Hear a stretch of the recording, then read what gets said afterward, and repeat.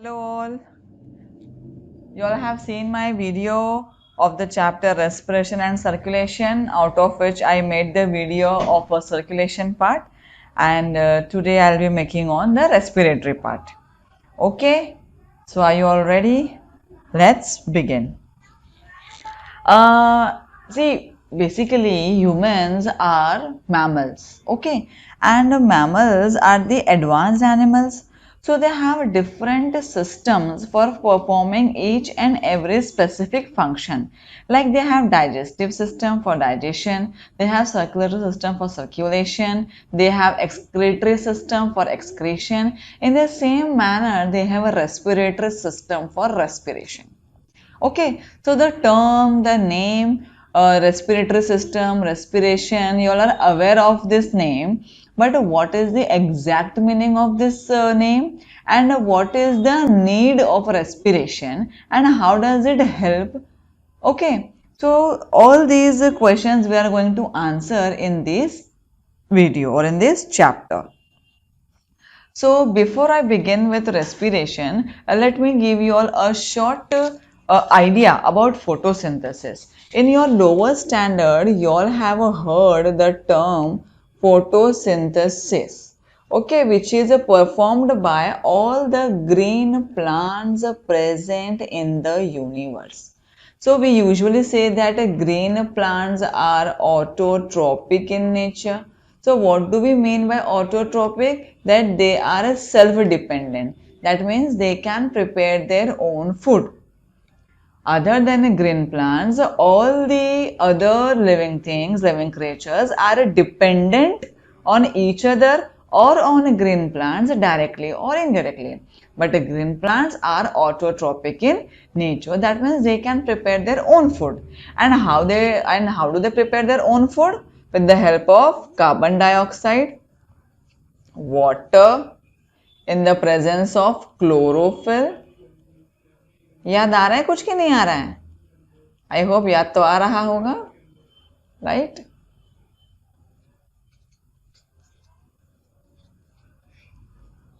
ऐसा कुछ रिएक्शन था फोटोसिंथेसिस का जिसमें हमने पढ़ा था कि वो ये कार्बन डाइऑक्साइड वो कहाँ से लेता है?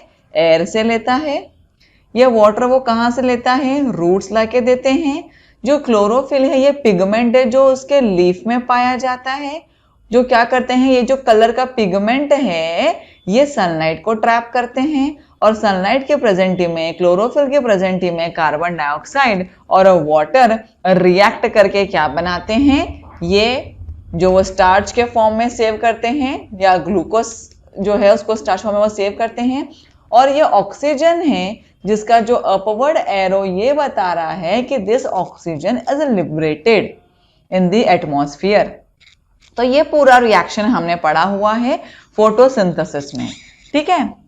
अब मैं आप लोग को रेस्पिरेशन में फोटोसिंथेसिस क्यों बता रही हूँ ये आपको समझ में आएगा जब मैं दोनों को लिंक करूंगी, ठीक है।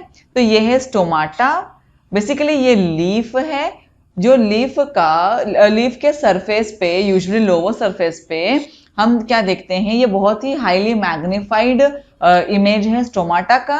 तो स्टोमाटा क्या होते हैं, ये स्पेशलाइज्ड सेल्स होते हैं जो लीफ में पाए जाते हैं। 1 सेंटीमीटर के एरिया में 100 से 10,000 तक भी स्टोमाटास पाए जाते हैं। ये उनका स्पेशल सेल है जिसे हम कहते हैं गार्ड सेल्स, जिसके ओपनिंग और क्लोजिंग से क्या होता है, जो कार्बन डाइऑक्साइड है वो अंदर लिया जा सकता है, जो ऑक्सीजन है वो बाहर छोड़ा जा सकता है, जो H2O है वो भी बाहर छोड़ा जा सकता है। इसका मतलब जो प्लांट्स है, हमने हमेशा ये सुना है ना कि हम कार्बन डाइऑक्साइड एक्सहेल करते हैं और प्लांट इनहेल करते हैं, और उल्टा भी सुना है कि हम ऑक्सीजन इनहेल करते हैं और प्लांट ऑक्सीजन एक्सहेल करते हैं। तो ऐसे हम गिव एंड टेक रिलेशनशिप में, लेन देन में हम काम करते हैं, बराबर। तो इसी स्टोमाटा के थ्रू ये जो अपर्चर आपको दिख रहा है, अपर्चर मीन्स ओपनिंग, इसी के थ्रू कार्बन डाइऑक्साइड एटमॉस्फेयर से अंदर आ सकता है और अंदर का ऑक्सीजन बाहर जा सकता है, और जो अंदर का लिक्विड H2O है वो वेपर के फॉर्म में बाहर जा सकता है, ठीक है। तो जो रेस्पिरेशन है, respiration is exactly opposite to photosynthesis. Both the reaction are exactly opposite to each other. तो मैं आपको क्यों बता रही फोटोसिंथेसिस, क्योंकि रेस्पिरेशन और फोटोसिंथेसिस क्या है, दोनों के एग्जैक्टली अपोजिट है। इसको जानने के लिए इसको जानना बहुत जरूरी है। तो हमको समझ में आ गया फोटोसिंथेसिस क्या है। अब ये जो रिएक्शन था, ये जब यहां से इस तरफ चले तो वो फोटोसिंथेसिस है, लेकिन जब वो यहां से इस तरफ चले तो वो रेस्पिरेशन है। समझ पा रहे हो नहीं पा रहे हो? कार्बन डाइऑक्साइड और वाटर जब रिएक्ट कर रहे हैं क्लोरोफिल और सनलाइट की प्रेजेंटी में, तो क्या मिला? ग्लूकोज, जो किसी भी सेल का एनर्जी करेंसी है, इंस्टेंट सोर्स है एनर्जी का, राइट? तो ग्लूकोज प्लस ऑक्सीजन, ओके। और जब इसको खर्च करते हुए ये बने तो वो क्या होगा? रेस्पिरेशन होगा, ठीक है। फॉर एग्जाम्पल,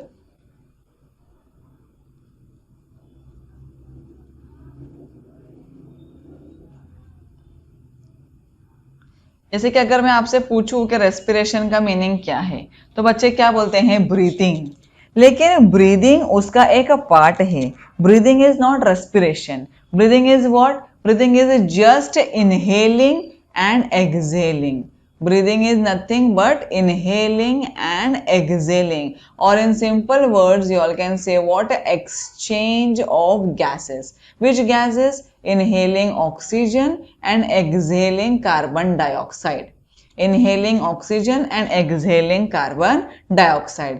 यार यहाँ पे हमने क्या देखा? यहाँ पे कार्बन डाइऑक्साइड प्लांट्स इनहेल कर रहे थे और ऑक्सीजन एक्सहेल कर रहे थे, और यहाँ पे हम क्या कर रहे हैं? ऑक्सीजन इनहेल कर रहे हैं और कार्बन डाइऑक्साइड एक्सहेल कर रहे हैं। अब पूरा स्टोरी का जो मॉरल है कि जरूरत ही क्या है इनहेल और एक्सहेल करने की? How does it help us? बच्चे यूजुअली क्या बोलते हैं? ऑक्सीजन जीने के लिए जरूरी है, ऑक्सीजन है तो लाइफ है। सही बात है, लेकिन ऑक्सीजन ऐसा करता क्या है ना? पॉइंट तो ये है कि ऑक्सीजन ऐसा करता क्या है।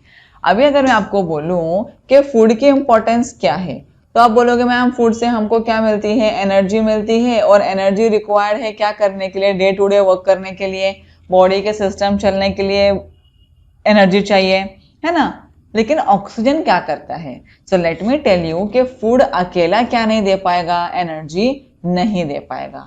जो फूड हम खाते हैं वो यूजुअली कैसा होता है? कॉम्प्लेक्स स्ट्रक्चर में होता है। इसको हम एंजाइम के थ्रू, च्यूइंग के थ्रू ब्रेक डाउन कर करके इसको हम सिंपल फॉर्म में कन्वर्ट करते हैं। और ये जो सिंपल है, the simplest form of food is what? Glucose.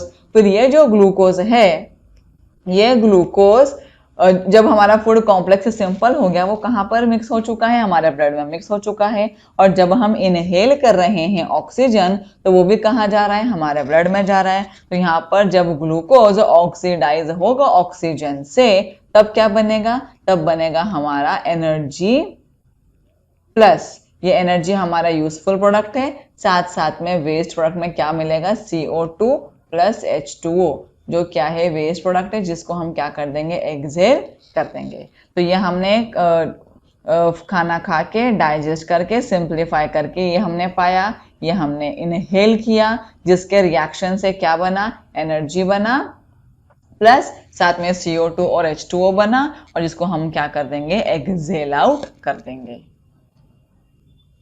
ठीक है, तो मतलब ऑक्सीजन क्यों जरूरी है? फूड को ऑक्सीडाइज करने के लिए। जब तक ऑक्सीजन फूड को ऑक्सीडाइज नहीं करेगा, हम क्या नहीं बना पाएंगे?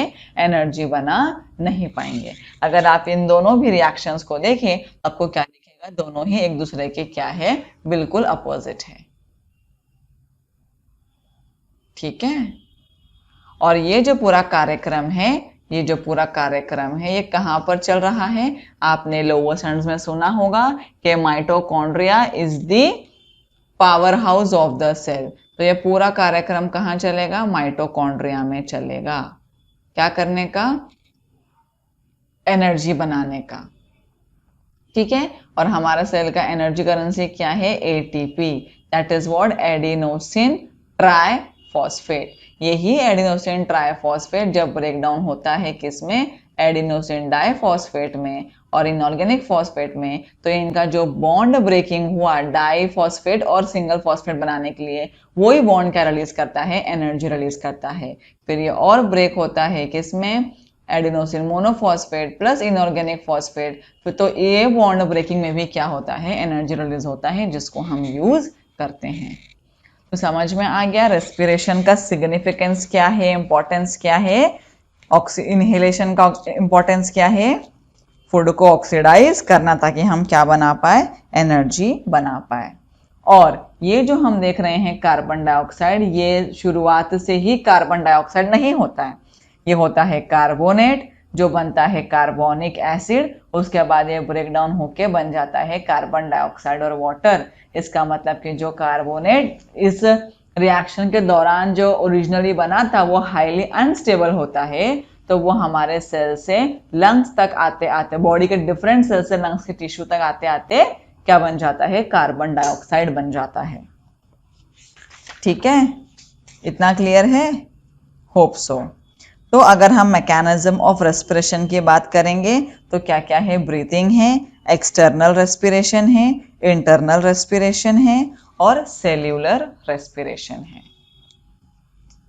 अगर आप लोग जो भी चीज़ों को नोट करना चाहें तो वीडियो पॉज करके नोट भी कर सकते हैं, है ना।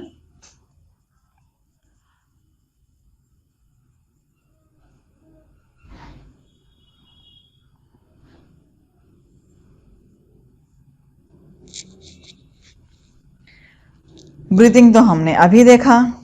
अभी जो एक्सटर्नल रेस्पिरेशन है वो क्या है, what is external respiration. Actually breathing में हम सिर्फ क्या फील कर पाते हैं, इनहेलेशन और एक्सहेलेशन फील कर पाते हैं।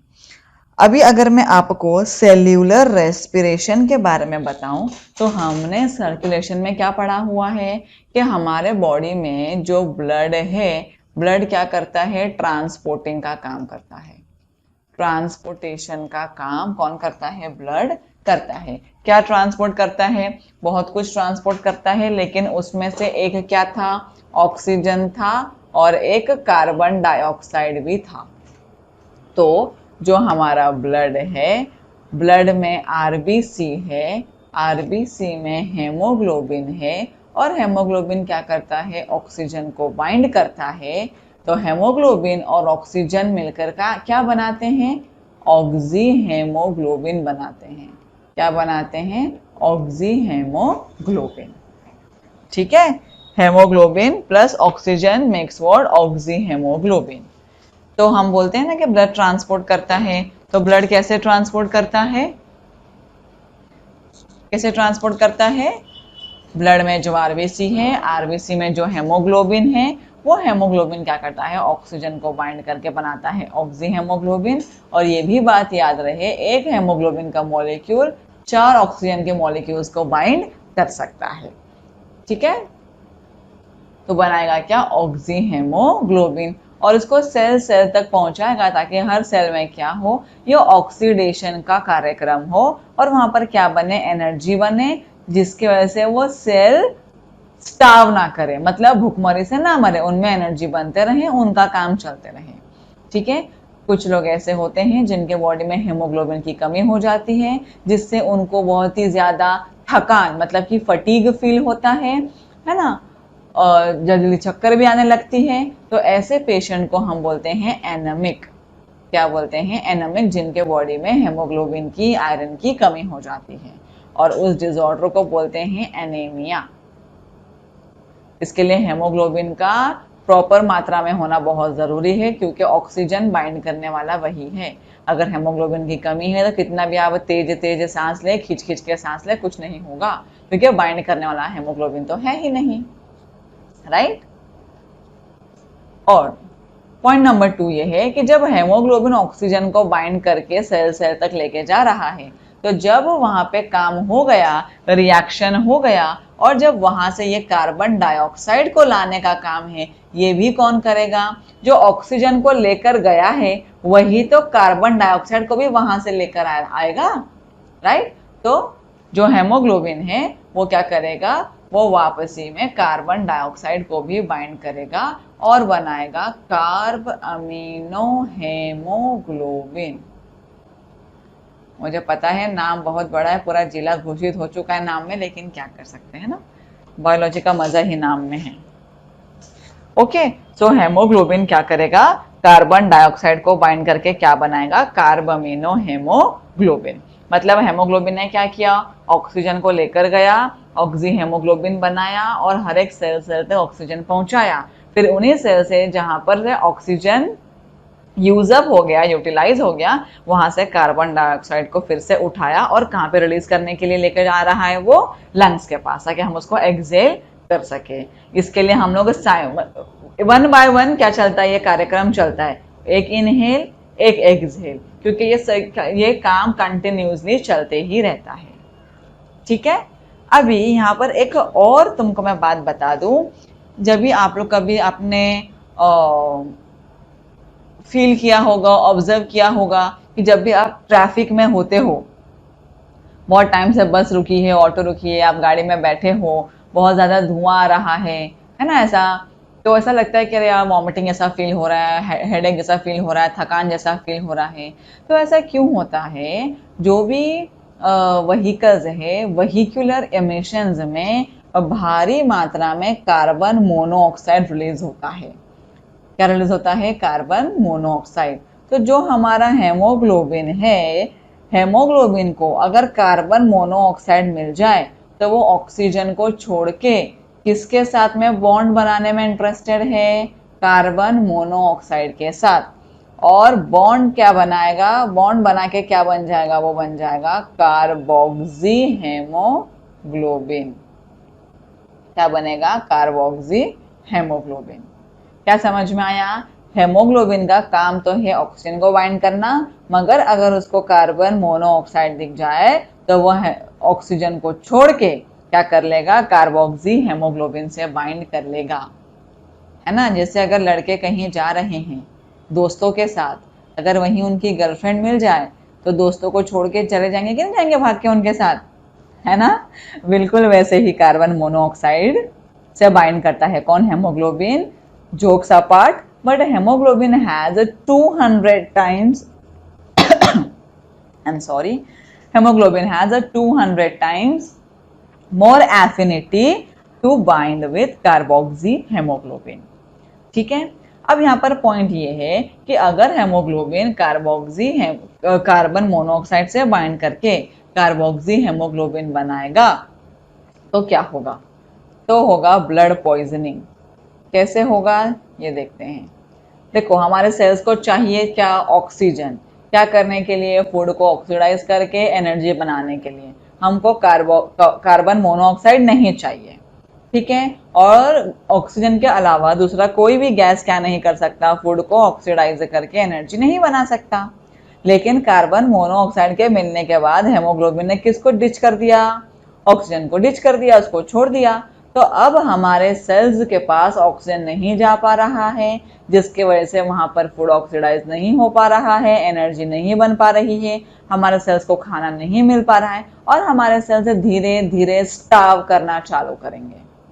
अगर यही हाल चलता रहा तो वो वॉमिटिंग वाली फीलिंग से अनकॉन्शियसनेस बहुत प्रोलॉन्ग चलता रहा तो कोमा, बहुत टाइम तक अगर उसी में वैसे ही हाल रहा तो कोमा से डेथ भी हो सकती है।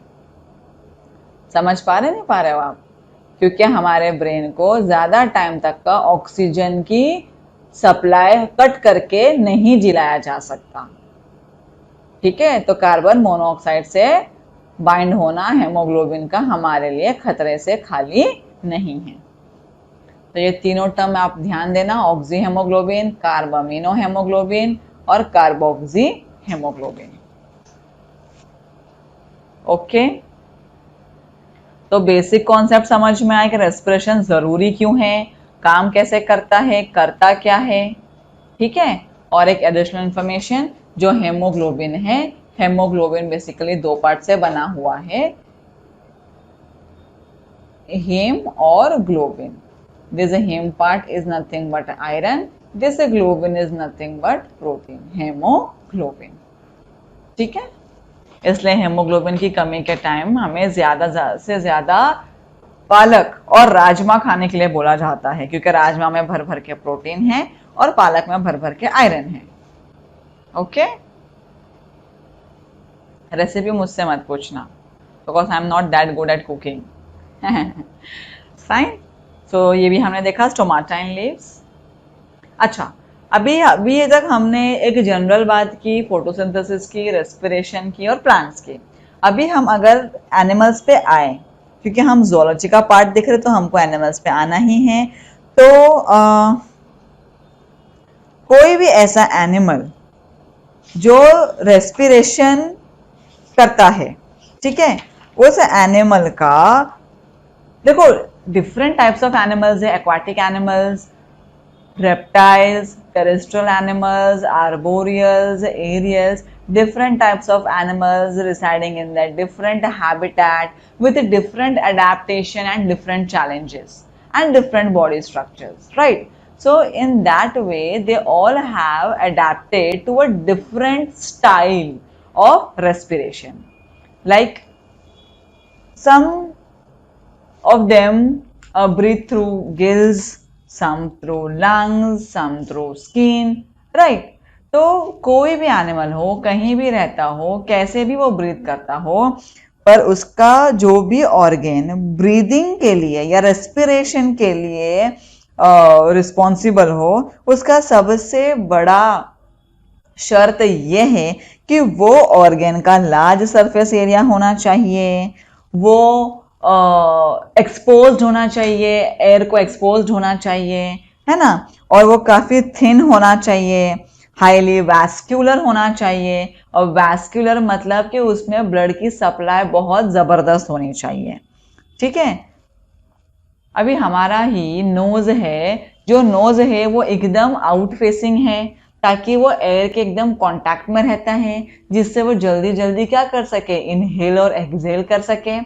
दो हमारा मेजर ऑर्गन लंग्स है रेस्पिरेशन का, इन एयर में से ऑक्सीजन को खींच कर अंदर देने वाला कौन है, नोज ही तो है, ठीक है। तो मेरा बोलने का मतलब सिर्फ ये है कि कोई भी एनिमल हो, उसका कोई भी ऑर्गन रेस्पिरेशन के लिए, ब्रीदिंग के लिए रिस्पॉन्सिबल हो, उसकी सबसे बड़ी शर्त क्या है कि it should have large surface area, it should be exposed to air and it should be highly vascular.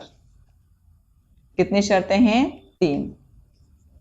कौन सी, large surface area, then exposed, it should be exposed to air, and then it should be highly vascular. Vascular means it should be rich, it should be very rich in blood supply.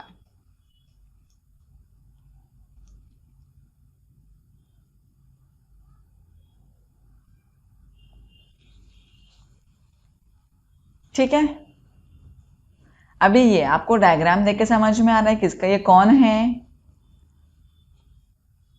हाँ, आजकल इनका season भी चल रहा है, बारिश। ये है फ्रॉग। फ्रॉग होते हैं क्या, एम्फीबियंस। एम्फीबियंस का मतलब ही क्या होता है, amphi means both, bios means living, right. So amphibians are the animals, they are adapted to live in both the condition. Which both the condition? Actually both the condition here specifies means उन्होंने अपने life का एक stage पानी में जिया और अपनी life का second stage वो कहाँ पर जीते हैं, लैंड में जीते हैं। तो जब वो पानी में जीते हैं तब वो गिल्स यूज करते हैं, और जब वो लैंड पे आते हैं तो वो लंग्स और स्किन का इस्तेमाल करते हैं, यूजुअली स्किन का इस्तेमाल करते हैं, राइट। तो उनका जो स्किन है वो कैसा, वो एक्सपोज्ड है, पूरे बॉडी पे स्किन है। पूरे बॉडी पे स्किन है का मतलब क्या है, किसी भी एनिमल का सबसे लार्जेस्ट ऑर्गन क्या होता है, स्किन ही होता है, क्योंकि पूरी बॉडी को वो कवर करता है। प्लस वो मॉइस्ट भी है ना, मॉइस्ट भी है, और वो परफोरेटेड भी, मतलब उसमें बहुत सारे बारीक बारीक होल भी हैं, ताकि इजीली गैस का क्या हो सके, डिफ्यूजन हो सके, मतलब गैस इजीली अंदर बाहर हो सके, ठीक है। अगर हम फिश की बात करें तो फिश कहाँ रहते हैं, वाटर में रहते हैं, इसमें तो कोई नई बात मैंने आपको नहीं बताई। लेकिन अगर आपसे कोई पूछे कि एक्वाटिक एनिमल्स ब्रीद कैसे करते हैं, वो ऑक्सीजन कहाँ से लेते हैं, तो ये कभी मत बोलना H2O वाले O को वो लेते हैं। अगर वो H2O के O को लेते तो आज सारे वाटर बॉडीज में खाली हाइड्रोजन बचता, O नहीं बचता। दूसरी बात, H2O के बॉन्ड को तोड़ना भी इतना आसान नहीं है। तो ये बात सरासर गलत है कि वो H2O में से O को लेते हैं। वो क्या करते हैं, वो कौन सा ऑक्सीजन पे रिलाय करते हैं, जो एटमॉस्फेरिक ऑक्सीजन होता है वो क्या होता है, डिसॉल्व होता है किसमें, वाटर में। So they are dependent on dissolved oxygen, not on H2O वाला ऑक्सीजन। तो जब वो वाटर में ऑक्सीजन डिसॉल्व होता है तो वो माउथ के थ्रू वाटर को अंदर लेते हैं और गिल्स के थ्रू वाटर को बाहर निकाल देते हैं, ऑक्सीजन को ट्रैप करते हुए। ठीक है, आप कभी अगर फिश मार्केट गए होंगे तो आपने देखा होगा कि आपकी जो मम्मी हैं वो क्या करती हैं, ये जो ओपरक्यूलम चेक करती हैं, है ना, ये ओपरक्यूलम को उठा के ये गिल्स को देखती हैं। ये गिल्स जितना रेडिश होगा उतना फिश फ्रेश है, जितना से कलर डार्क होता जाएगा उतना फ्रेश स्टेल होता जाएगा, उतना वो बासी होता जाएगा। तो जो ये जो है ये क्या है, ये गिल्स है जो क्या करते हैं, ऑक्सीजन को ट्रैप करते हुए वाटर को बाहर रिलीज कर देते हैं। और आप देखोगे कि कितना ज्यादा वैस्कुलर है, मतलब इसमें भर भर के क्या है, ऑक्सीजन की सप्लाई है ताकि क्या कर ले, गैस को इजीली डिफ्यूज कर ले। समझ में आया? तो एनिमल्स चाहे जहां भी रहें उनके पास अपना एक जबरदस्त सिस्टम होता ही है, क्या करने के लिए, रेस्पिरेशन करने के लिए, क्योंकि एनर्जी की नीड हर एनिमल को है ना। फाइनली हम आते हैं रेस्पिरेटरी सिस्टम किसके, ह्यूमन बीइंग का, जहां पर हम क्या देख रहे हैं, ये पूरा का पूरा सिस्टम है। जब हम बात कर रहे हैं सिस्टम की तो जाहिर सी बात है कि इसमें कोई एक ऑर्गन काम नहीं कर रहा, इसमें बहुत सारे, ये जितने भी आप लेवलिंग्स देख रहे हैं ये हर एक ऑर्गन है जो क्या कर रहे हैं, कोऑर्डिनेशन में काम करते हुए इस ब्रीथिंग के कार्यक्रम को अंजाम दे रहे हैं। तो इस रेस्पिरेटरी सिस्टम में क्या क्या है हमारे पास, सबसे पहले नोस्ट्रिल, ये जो नोज का ओपनिंग है इसे हम क्या कहते हैं, nostril. Nostril are nothing but the openings of nose. ये है हमारा पूरा नेजल चेम्बर, नेजल कैविटी या nasal chamber which is divided into 2 halves by a cartilage called mesethmoid. सर नाक पे एक हड्डी ऐसा फील होता है ना, जिसने डिवाइड कर रखा है हमारे नोज को राइट हाफ और लेफ्ट हाफ में, यस तो वो क्या है, मेसेंथोमोइड। ठीक है, फिर अब हमें ये भी पता है कि हमारे नेजल कैविटी में हेयर लाइक फाइन स्ट्रक्चर है जिसे हम क्या कहते हैं, सीलिया। हेयर लाइक फाइन स्ट्रक्चर क्या है, सीलिया, जो क्या करते हैं, एयर के जो भी डस्ट है या फिर उसमें जो भी पॉलेंस है उनको ट्रैप करते हैं और बॉडी और हमारे अंदर फिल्टर्ड एयर भेजने में मदद करते हैं। ठीक है, तो जो हमारा नेजल कैविटी है वहां पर क्या है, सीलिया प्रेजेंट है, प्लस उसके हाथ में क्या है, म्यूकस भी है जो क्या करता है, अनवांटेड चीजों को ट्रैप करके फिल्टर्ड एयर को अंदर सेंड करने में हमारी मदद करता है। Right, then there is what, fringes somewhere here. Okay, so these pharynx are basically common passage. Common passage किसके लिए, air and food both. जो pharynx है वो क्या है, common passage है air का और food का। pharynx से पास होने के बाद में वो विंड पाइप और फूड पाइप अलग अलग हो जाते हैं। एयर कहाँ चले जाता है, विंड पाइप में, और फूड कहाँ चले जाता है, फूड पाइप में। But pharynx is what, common passage for air and food both. Okay, so after pharynx you will find what, larynx. And larynx is also known as Adam's apple.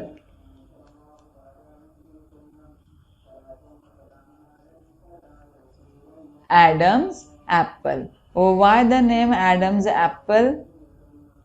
See, if you notice during puberty This is after pharynx. This is a larynx. A larynx is also known as Adam's apple. And why is this so? Because you will notice that during puberty in boys, these Adam's apple tend to enlarge. Puberty में body में बहुत सारे changes होते हैं, उसमें से एक changes boys में है hoarseness in voice. What is a hoarseness in voice? आवाज थोड़ी सी ना कड़क हो जाती है ना. तो वो जो होअर्सनेस है वॉइस में, वो जो लो पिच्ड वॉइस है उसी को क्या कहते हैं? होअरनेस. वो क्यों होता है? ये एडम्स एप्पल के एनलार्जमेंट की वजह से, क्योंकि इसी लैरिंग्स में क्या है? वो वॉइस बॉक्स है. तो उस वॉइस बॉक्स, वो जो वॉइस बॉक्स है, ये जो एडम्स एप्पल है, इसके एनलार्जमेंट के वजह से क्या होता है? Hoarseness in voice. ठीक है. फिर ये जो है ये ट्रैकिया है. ये trachea is made up of muscles, so it is a muscular tube. और ये जो आप देख रहे हैं ये क्या है? कार्टिलेज है. सी शेप्ड का कार्टिलेज है जो क्या करता है? ट्रैकिया को एक लिमिटेड फ्लेक्सिबिलिटी देता है और एक लिमिटेड रिजिडिटी देता है, क्योंकि ये जो ट्रैकिया है इसका अंदर से भी पूरा क्या है? इसमें म्यूकस है. तो जब ये हम इनहेल एक्सेल करते तो हमारा ये पूरा सिस्टम क्या होता है? एक्सपांड और कॉन्ट्रैक्ट होता है. तो उस दौरान ये गीला होने की वजह से चिपक ना जाए, इसके लिए क्या है? ये जो कार्टिलेज का सी शेप्ड रिंग है वो क्या देता है? उसको लिमिटेड फ्लेक्सिबिलिटी और लिमिटेड रिजिडिटी. ठीक है. फिर ये ट्रैकिया आगे जाके दो पार्ट में डिवाइड हो जाता है, जिसे कहते हैं ब्रोंकस. एक ब्रोंकस जाता है राइट लंग में, एक ब्रोंकस जाता है लेफ्ट लंग में. फिर ये ब्रोंकस और फर्दर डिवाइड, जो आप देख रहे हैं ब्रांचेस से डिवीजन कर करके बनाता है क्या?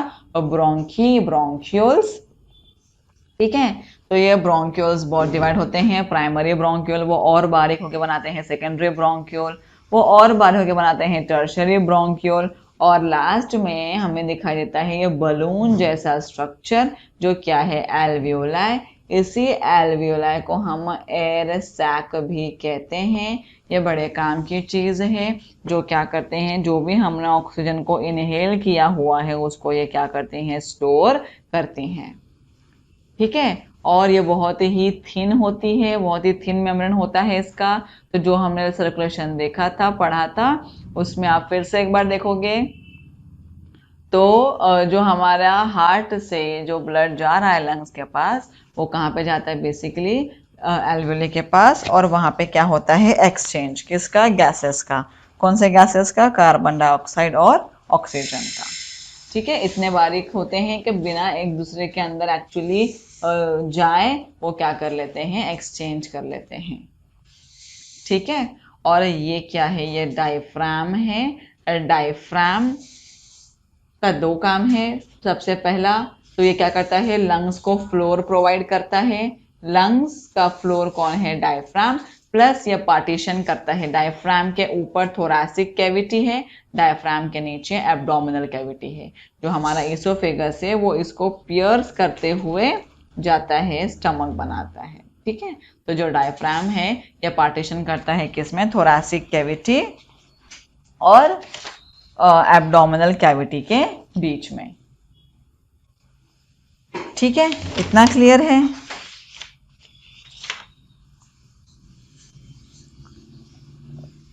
ये देखो, ये और अच्छा डायग्राम है किसका? लैरिंग्स का. ये आप नोटिस करोगे कि किसी किसी लोगों में तो काफी ज्यादा प्रोमिनेंट होता है. जब वो बात करते हैं तो ये दिखता भी है ऊपर नीचे होता हुआ.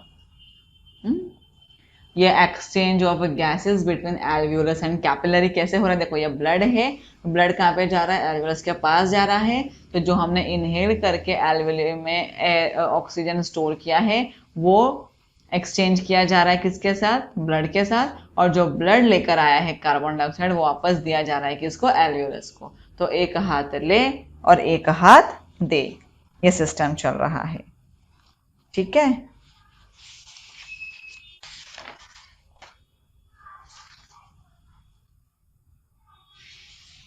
अच्छा, अभी ये डायग्राम हमें ये बता रहा है regulation of breathing.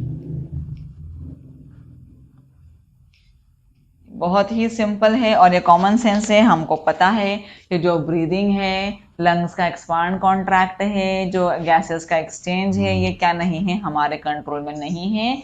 Yes definitely ये क्या है, ये एक इनवॉलेंटरी ऑर्गन है जो हमारे बस में नहीं है, हमारे पास ट्रेन कहीं भी नहीं है ना। तो ये कौन कंट्रोल करता है, ये हमारे ब्रेन का hind part, hind brain, medulla oblongata और पॉन्स वेरोली। आपने सुना होगा ना कि किसी भी एक्सीडेंट में छोटे दिमाग पे अगर चोट लग जाती है तो इंसान तुरंत उठता नहीं, उठ जाता है ना। तो वो ऐसा क्यों होता है, क्योंकि हमारे सारे इनवॉलेंटरी और वाइटल सेंटर्स कौन कंट्रोल करता है, मेड्यूला ऑब्लोंगेटा और पॉन्स वेरोली। ठीक है, इसके लिए वहां पर डैमेज हमारे सारे ये जो इनवॉलेंटरी एक्टिविटीज है उनको क्या कर देता है, रोक देता है। ठीक है, जिसकी वजह से डेथ हो जाती है। तो बेसिकली एक्चुअली ये डुअल कंट्रोल है, मतलब नर्वस सिस्टम का और मस्कुलर सिस्टम का, दोनों का ही। ठीक है, तो जो भी हमारा लंग का एक्सपांशन है, कॉन्ट्रैक्शन है, ये सब किसके हाथ में है, मतलब नर्व सिग्नल्स ट्रिगर करते हैं मसल्स को कॉन्ट्रैक्ट और रिलैक्स होने के लिए। इसके अलावा जो ब्रीदिंग कंट्रोल सेंटर है वो हमारे ब्लड में डिटेक्ट भी करते हैं कि लेवल क्या है कार्बन डाइऑक्साइड का और ऑक्सीजन का। ठीक है, जब भी हम कुछ भी मेहनत वाला काम करते हैं, भागते हैं, जब हमारी बॉडी को ज्यादा जरूरत होती है ऑक्सीजन की, है ना, तब किस तरह से हमारे विसरल ऑर्गन्स को ऑक्सीजन की सप्लाई कट करके हमारे मसल्स को प्रोवाइड करना है। हमारे ब्लड में CO2 बढ़ गया है तो किस तरीके से हार्ट बीट फास्ट करके ज़्यादा ऑक्सीजन को अंदर लेना है और CO2 को बाहर करना है। ये सब कुछ डिटेक्ट होता है कहाँ पर, ब्रीदिंग कंट्रोल सेंटर में। समझ में आ गई बात। तो ये था हमारा रेस्पिरेटरी सिस्टम। मैंने एकदम इजी वे में एकदम सेंट्रल कॉन्सेप्ट आपको बताया है। आप इस वीडियो को देखिए, एक बार टेक्स्ट बुक को गो थ्रू कीजिए और कुछ भी ऐसा है जो आपको समझ में नहीं आया तो आप मुझे कमेंट सेक्शन में लिखकर बताइए, I definitely answer it.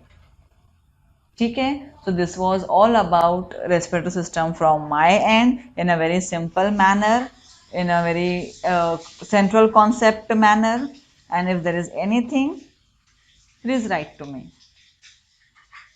Thanks for watching. I wish you all the very best. Thank you very much.